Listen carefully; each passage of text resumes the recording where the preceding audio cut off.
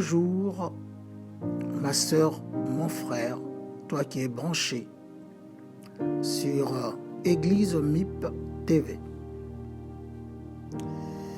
Eh bien, aujourd'hui, le Seigneur Jésus revient à toi comme il revient encore à moi. C'est pour nous parler des choses qui sont très intéressantes, qui sont liées à son royaume, le royaume des cieux.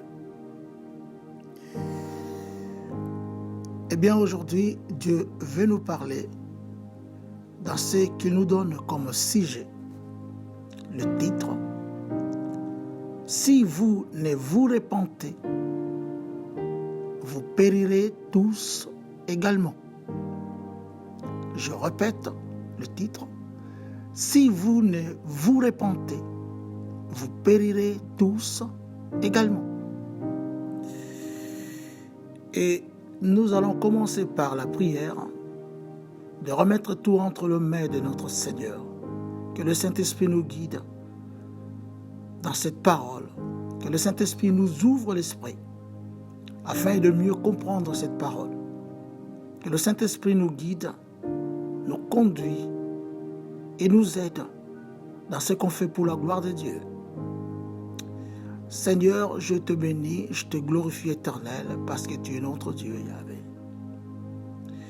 Tu as dit dans ta parole, sans moi, vous ne pouvez rien faire. Qu'est-ce qu'on peut faire sans toi? Éternel, laisse notre Dieu que par ton Saint-Esprit, c'est notre Dieu, que nous arrivons à faire l'œuvre pour laquelle toi tu nous as appelés. Et que cette parole, c'est notre Dieu, donne la vie de Dieu, la vie de Jésus à tout le monde, Yahvé. Tu n'as jamais voulu, c'est notre Dieu, que nous soyons de malheureux, mais tu as un plan pour nous. C'est le bonheur, non de malheur. Père, que cette parole donne l'intelligence, la sagesse à tous ces, c'est notre Dieu, qui vont l'écouter et la mettre en pratique. Je bénis ton nom. Ainsi, je te remets tout dans le nom de Jésus. Amen. Alors, je reviens au titre. Si vous ne vous repentez, vous périrez tous également. Eh bien, bon, on se pose des questions. Il y en a beaucoup qui se posent des questions. Se repenter ou alors la repentance? Comprends bien, ma sœur, comprends bien, mon frère. La repentance ou se repentir veut dire simplement changer d'avis par rapport à sa conduite. Changer d'avis par rapport à ce qu'on pense. Changer d'avis par rapport à ce qu'on fait et qui ne donne pas gloire à Dieu. La repentance veut dire aussi changer de direction, se retourner et revenir, ou faire demi-tour du chemin qu'on a pris, du chemin qu'on suit, et qui ne donne pas gloire à Dieu.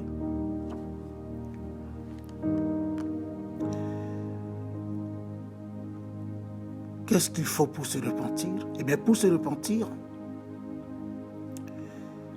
il nous faut reconnaître d'abord la faute commise devant Dieu, puis demander pardon à Dieu du mal fait, afin qu'on s'engage devant Dieu d'abandonner ce péché pour ne plus jamais recommencer. C'est tout simple, la façon de pouvoir se repentir devant Dieu. Ma sœur, mon frère, je crois que tu t'es déjà posé toi-même des questions suivantes. Pourquoi existes-tu sous le soleil? Pourquoi Dieu t'a créé pour occuper une place sur la terre? Ma sœur, mon frère, As-tu déjà pensé à faire toutes ces analyses pour toi? La parole de Dieu nous déclare dans le livre de Romains 11, verset 36, « C'est de lui, par lui et pour lui que sont toutes choses. Ce qui est vrai pour toutes choses est aussi vrai pour toi et moi. » On peut dire autrement, c'est de lui, par lui et pour lui que Dieu t'a créé, que Dieu m'a créé. Qu'est-ce que cela veut dire? C'est dire que pour appartenir à Dieu tout seul et rien d'autre, il nous a créés pour l'appartenir. C'est ça la pensée de Dieu, la raison pour laquelle Dieu nous a créés. Mais on se pose la question, pour quelle finalité exactement? Oui, l'appartenir, oui, mais il y a une finalité. Et la finalité, c'est pour satisfaire Dieu et jouir son cœur. Et on se dit comment? En lui rendant grâce, en le louant, en l'adorant et en le servant. Beaucoup ne savent pas que la finalité de ce qu'on est pour vivre sur la terre, parce que Dieu nous a créés, c'est quoi la finalité? Eh bien la finalité, adorer Dieu et le servir.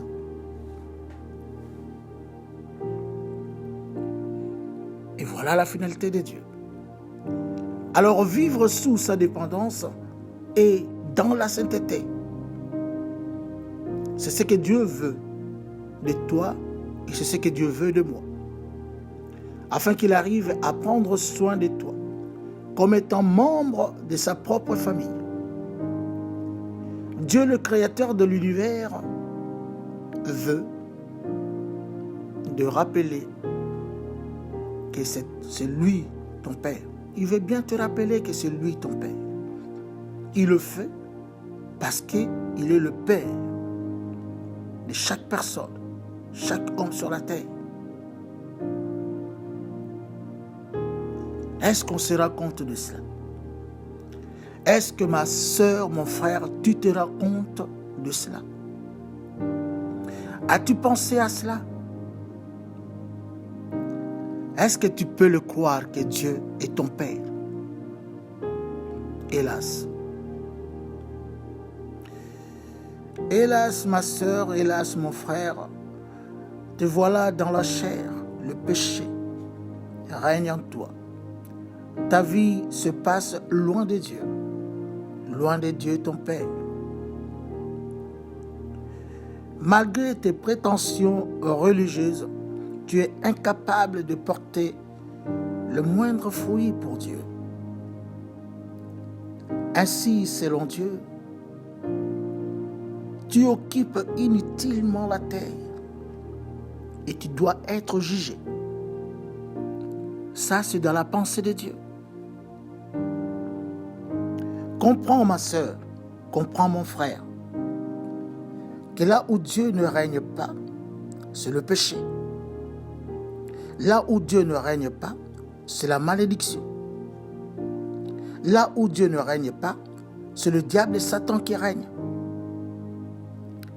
C'est là l'origine de tous les problèmes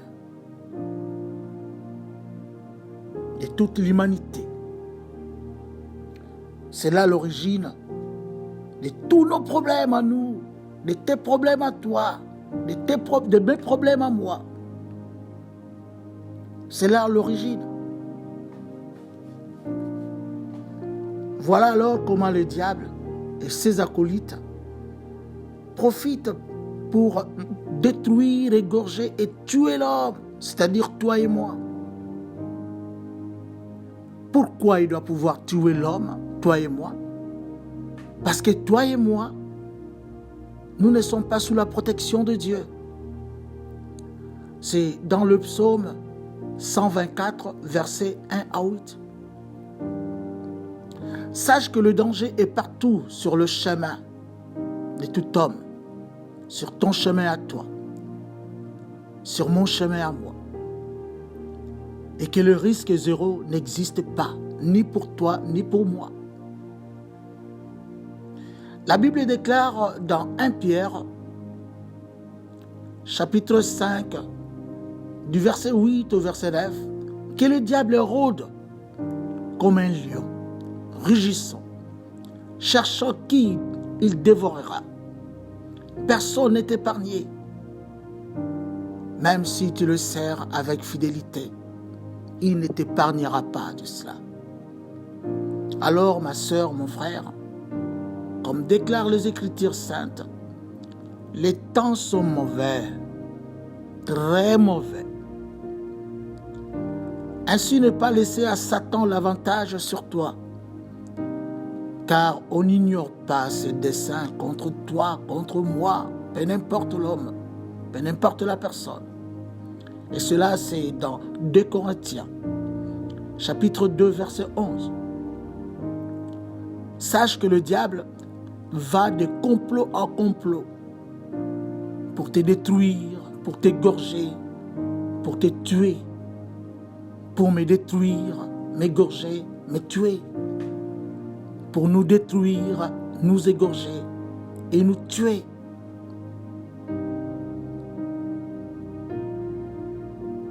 Mais aujourd'hui, Dieu notre Père s'adresse à toi, tout comme à moi.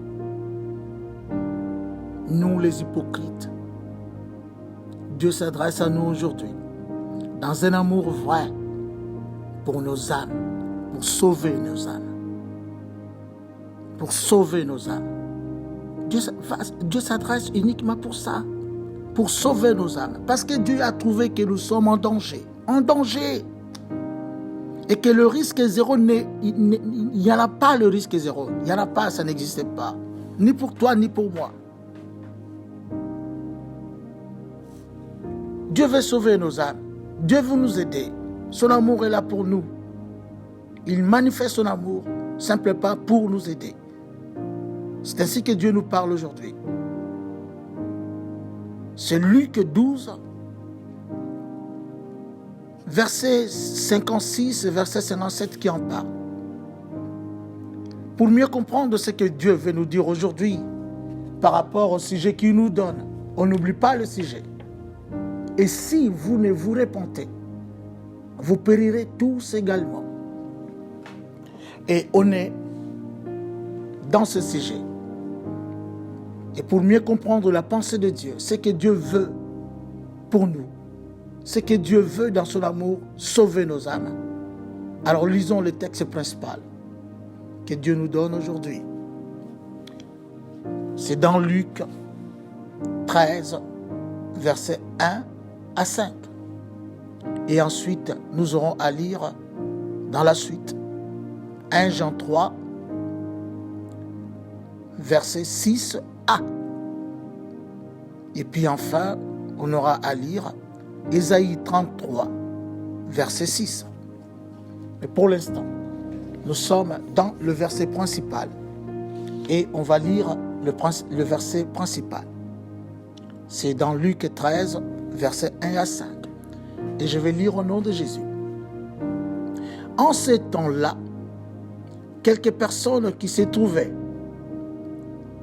racontaient à Jésus ce qui était arrivé à des Galiléens dont Pilate avait mêlé le sang avec celui de leur sacrifice.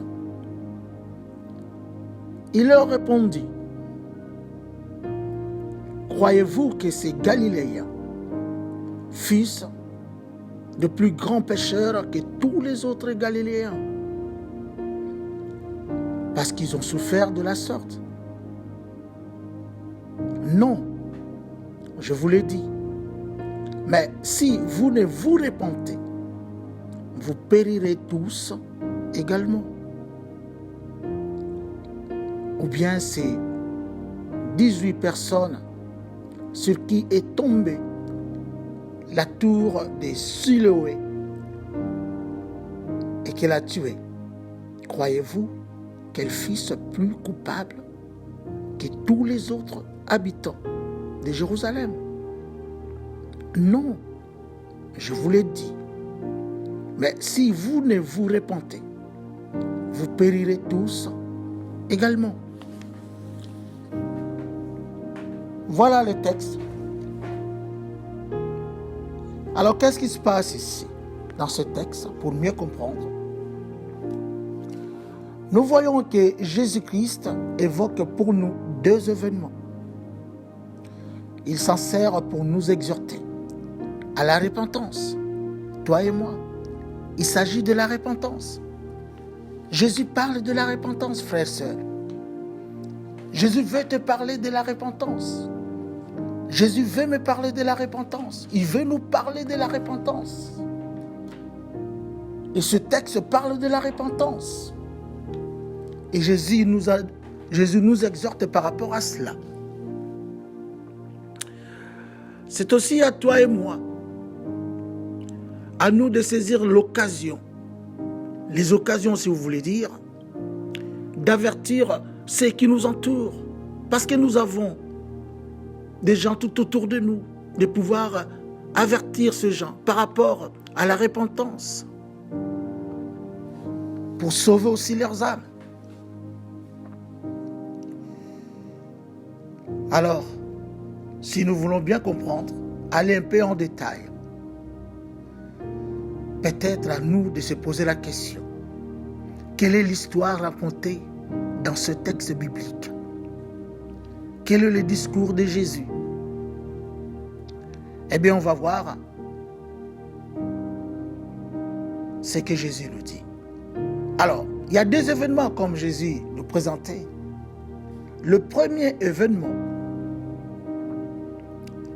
eh bien, on racontait à Jésus ce qui était arrivé à des Galiléens dont Pilate avait mêlé le sang avec celui de leur sacrifice. On parle ici des Juifs. On parle ici des compatriotes de Jésus que Pilate avait mêlé le sang avec celui de leur sacrifice, sacrifice des idoles, sacrifice de dieux païens. Alors, c'est quoi la réponse de Jésus? Ça peut étonner parce qu'on parle de ses compatriotes. Peut-être Jésus allait dire que peut-être, non, ça ne va pas, ça. Qu'est-ce que fait Pilate? Mais écoutez la réponse de Jésus. Croyez-vous que ces Galiléens, fils de plus grands pécheurs que tous les autres Galiléens, parce qu'ils ont souffert de la sorte? Quel genre de réponse? Une réponse à question. Jésus demande, vous croyez que ces Galiléens sont vraiment de plus grands pécheurs au monde? C'est ainsi qu'ils sont morts. Et Jésus lui-même donne la réponse. Non, je vous l'ai dit, mais si vous ne vous repentez, vous périrez tous également. Jésus met l'accent sur la repentance. C'est comme aujourd'hui, frères et sœurs. On est en confinement. Regarde bien, on est en confinement à cause de Covid-19. Regarde combien de morts aujourd'hui en France, combien de morts en Italie, combien de morts un peu partout dans le monde. Il y en a beaucoup. Qu'est-ce qu'on peut dire? Que nous qui sommes encore vivants, nous sommes meilleurs que les autres? Qu'est-ce qu'on peut dire? Que ceux qui sont morts, c'est des grands pécheurs. Eh bien, Jésus nous dit, non. Simplement, c'est à chacun de nous de se repentir.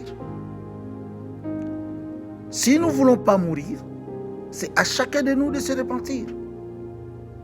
Et Jésus parlait pour ces gens-là qui ont raconté l'histoire. Il parlait aussi face à ses disciples. Même si les disciples de Jésus ne se repentaient pas, ils vont mourir. Le problème en est que les gens vont mourir. Parce qu'il n'y a pas de repentance. Et on verra dans la suite pourquoi cela. Pourquoi Jésus parle dans ce langage.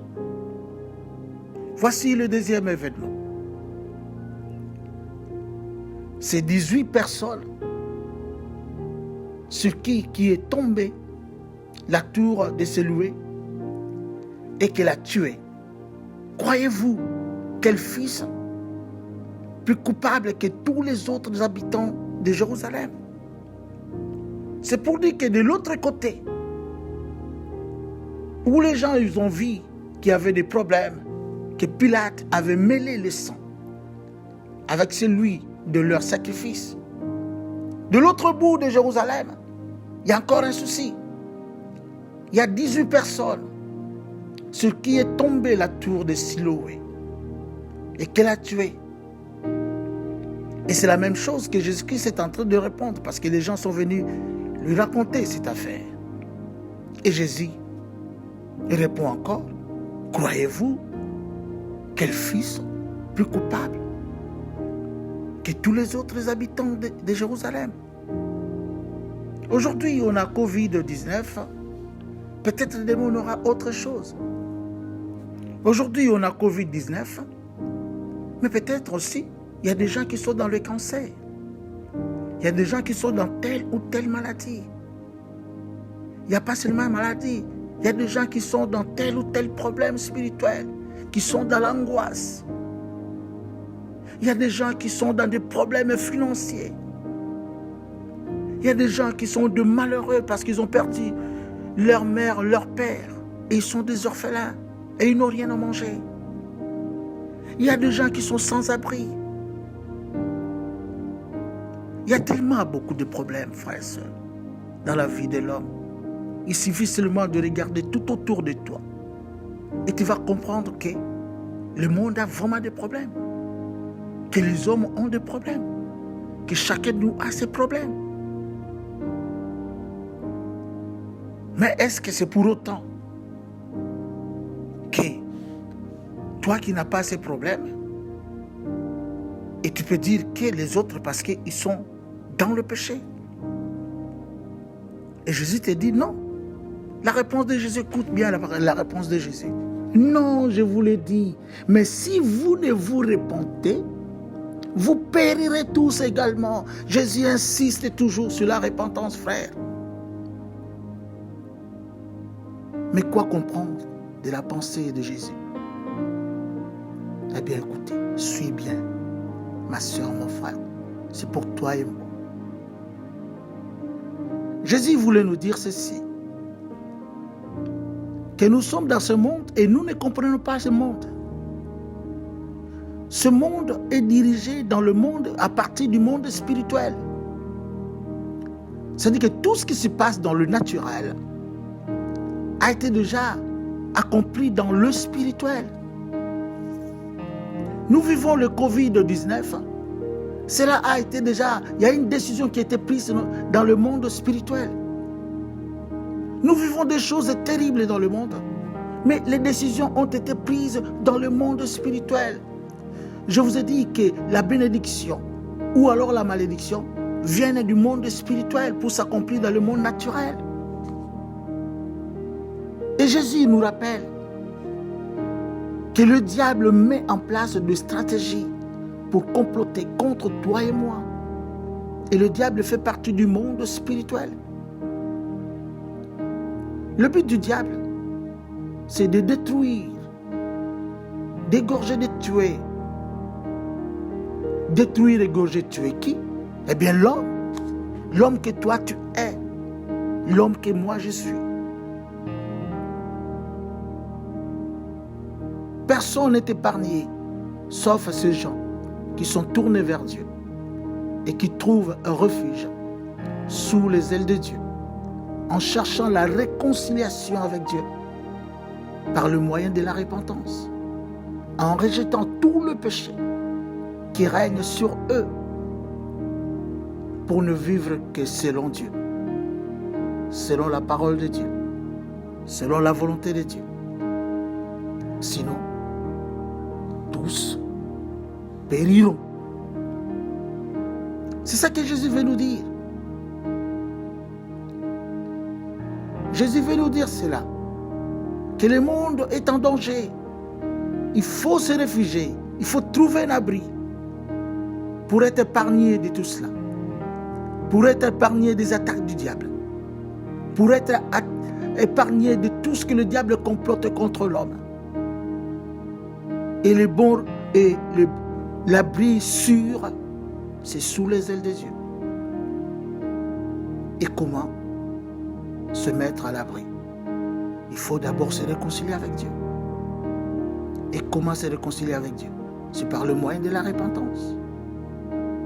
En rejetant tout le péché qui règne en nous. Et ensuite, pour mieux vivre selon Dieu, selon la parole de Dieu, selon ce que Dieu veut de nous. Sinon, nous périrons tous également. Personne n'est épargné, que tu sois chrétien, que tu sois païen. Si on ne se met pas à l'abri de Dieu, eh bien, donne-toi toi-même la réponse. C'est pour dire quoi? C'est pour dire, cessons donc de vivre dans l'hypocrisie pour ne pas être surpris par le diable et ses acolytes.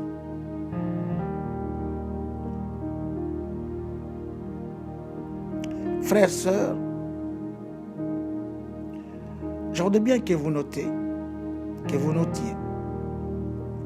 que la repentance est un choix personnel. Bref, la décision aujourd'hui t'appartient. La décision aujourd'hui m'appartient. La décision aujourd'hui nous appartient parce que c'est un choix à faire. Dieu est toujours dans l'attente de notre choix, de notre décision. Pour Dieu, la balle est de notre côté. Comme toi, comme moi.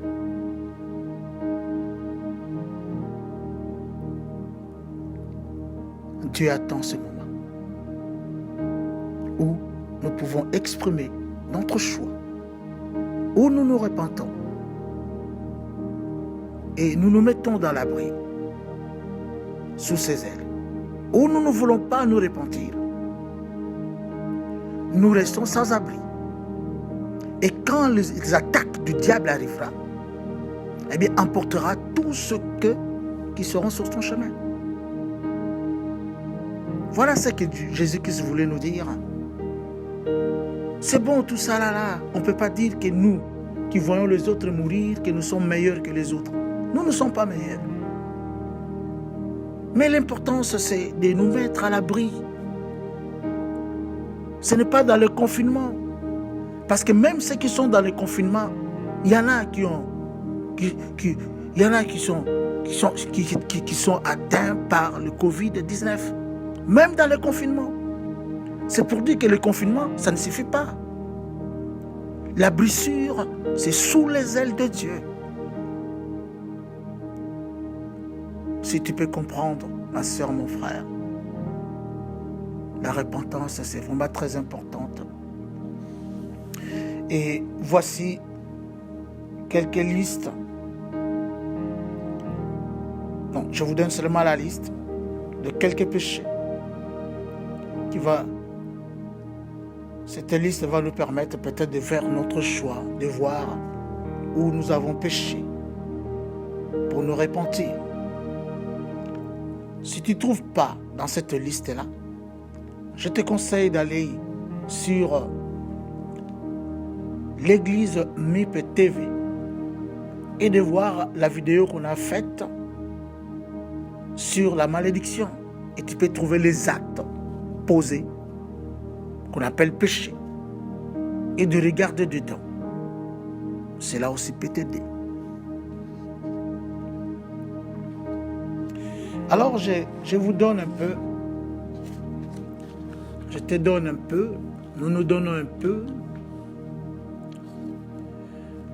quelques péchés qu'on commet, des choses qu'on commet abominables, qui nous condamnent. et qui nous sépare de Dieu.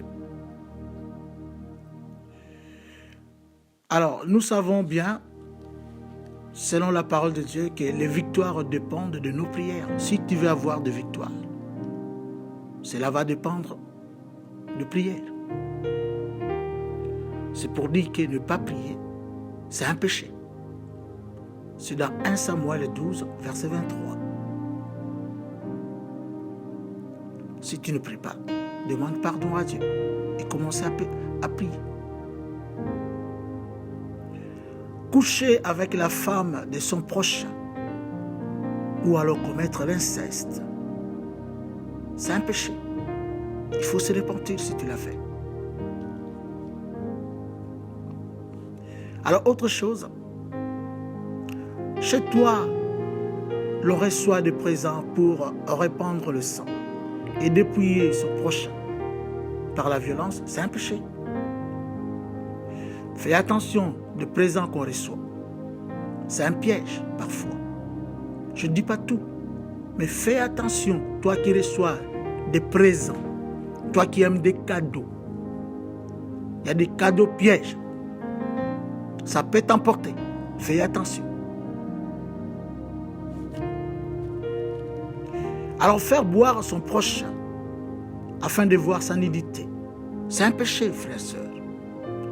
Combien de garçons en ont fait? On piège de filles.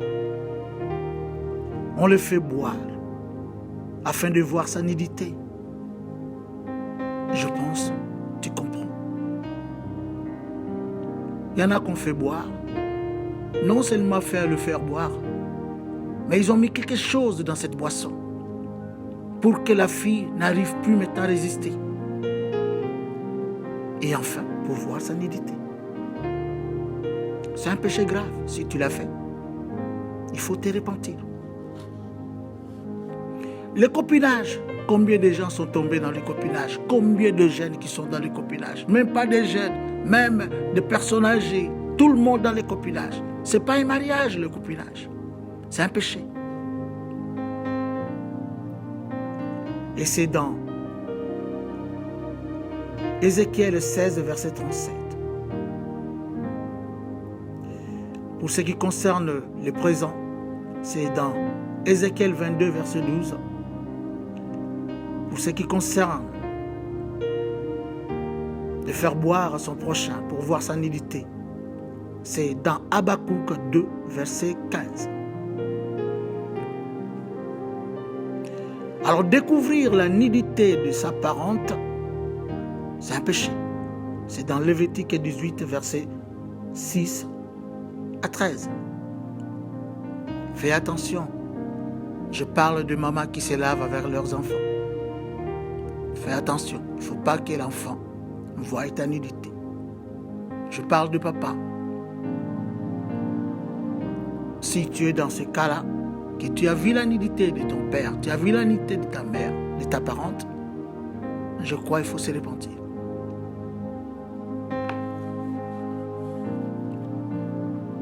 Alors prendre part aux œuvres infructueuses des ténèbres, c'est dans Ephésiens 5, verset 11. Tu accompagnes par exemple une sœur pour qu'elle soit avortée. Tu accompagnes une personne chez le féticheur, le marabout.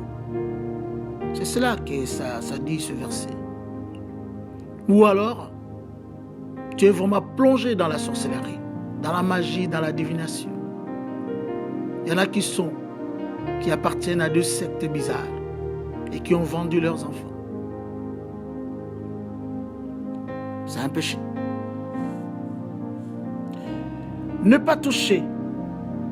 C'est Ephésiens 5, verset 11, pour ceux qui veulent le verset. Ne pas toucher à ce qui est impur, voué à l'interdit. Je ne sais pas à quoi tu as touché. C'est dans 2 Corinthiens 6, verset 17. Josué 6, verset 18. Tu touches à quelque chose qui appartient au monde des ténèbres. Sache que tu es pris dans le piège. Tu touches à de l'argent. Quand on sort, parfois il y a des gens qui jettent de l'argent sur la route. Jamais prendre cela. C'est un piège. Tu touches à ça. Tu amènes ça chez toi. Tu l'utilises. Tu es pris dans le piège. Il y en a qui aiment beaucoup des œuvres d'art. Tu ne sais pas cette œuvre d'art-là. Qu'est-ce qui est caché derrière? Et tu amènes ça chez toi à la maison. C'est un grand piège. Tu as touché à quelque chose qui est impur, voué à l'interdit. Alors, autre péché, manipuler ou intimider pour contrôler, dominer les autres et le faire agir comme on le veut. C'est de la sorcellerie. C'est dans Galates 5, versets 19 à 21. Ça fait partie des œuvres de chair. C'est de la sorcellerie pour contrôler les gens. Esprit de contrôle. Tu veux savoir tout ce qui se passe autour de toi. Tu veux tout savoir, même sur Internet. Connaître les vies des gens. Qu'est-ce que toi tu vas en faire? Connaître les vies des gens. Pour en faire quoi? Tu veux tout savoir. Qu'est-ce qu'ils ont acheté? Tu veux tout savoir. Qu'est-ce qu'ils ont fait? Tu veux tout savoir. Quel est leur projet? Tu veux tout savoir. Mais pour en faire quoi au fait? C'est de la sorcellerie. C'est pour dire simplement que tu es un sorcier. Qu'est-ce que tu cherches en faisant cela aux autres? Il y en a qui contrôlent leur femme ou alors vice-versa, qui contrôlent leur mari. Eh bien, non pas comme ça seulement, mais comment ils contrôlent? Ils contrôlent par la sorcellerie. Et la personne contrôlée a toujours peur, a toujours peur, a toujours peur. Et il cède, la personne cède à tout. C'est pas normal. Si toi tu fais ça, si toi tu as fait ça à ta femme ou à ton mari, ou je ne sais à qui, à ton directeur, à tes collègues, c'est un péché. Fais attention. Fais attention. Eh bien voilà, c'était pour nous aider pour la repentance. On termine aujourd'hui par le texte biblique suivant.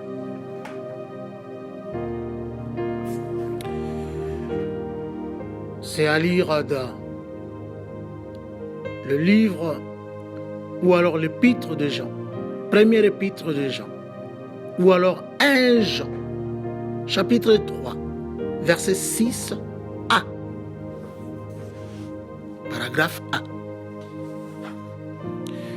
Quiconque demeure en lui ne pêche point. Écoutez frère, si tu veux te mettre à l'abri, sous les ailes de Dieu, fuis le péché. Éloigne-toi du péché. Sinon tu seras exposé et le diable va pouvoir t'emporter. Il n'y a que ça que Dieu veut nous dire aujourd'hui. Il n'y a que ça que Dieu veut te dire aujourd'hui. Mais si tu te trouves dans le péché, alors Jésus te dit, répands-toi seulement. Répands-toi de tes péchés et viens à l'abri.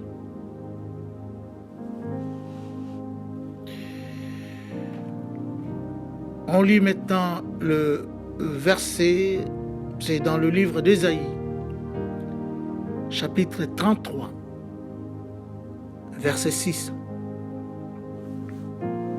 Il est écrit ceci.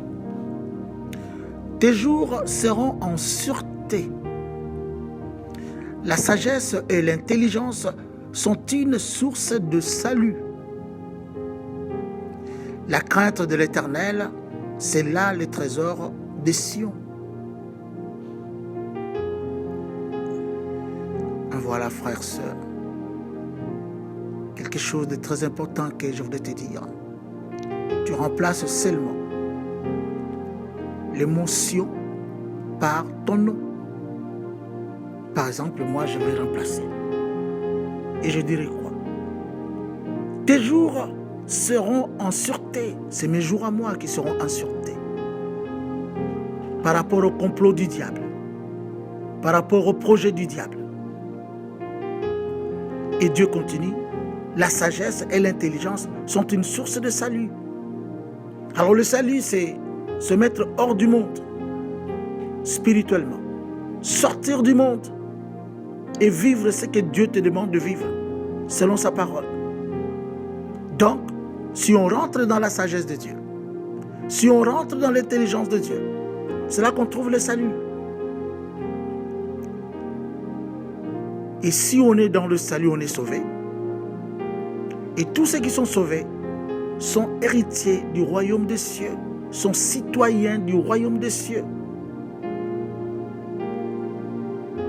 Et le royaume des cieux prend charge sur ses citoyens. Et Dieu prend charge de ses héritiers.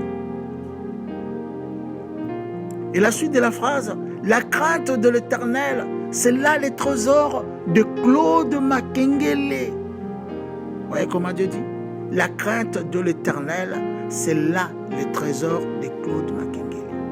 La crainte de l'Éternel, c'est quoi? Eh bien, c'est fuir le péché. S'éloigner du péché. Ne pas toucher au péché.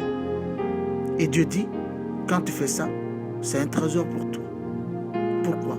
Parce que tu seras sous l'abri de Dieu lui-même. Qui peut venir te sortir de là? Le diable? Qui peut venir te sortir de l'abri? C'est qui? Le sorcier, le magicien, le devin? Non. C'est ainsi. Cherche à craindre l'Éternel. C'est un trésor pour toi. C'est ce que Jésus voulait. Mais si tu ne veux pas craindre Dieu et aller dans le péché, Dieu dit, eh bien, ceux qui ne veulent pas se repentir de leur péché, ils périront. Qui va les amener?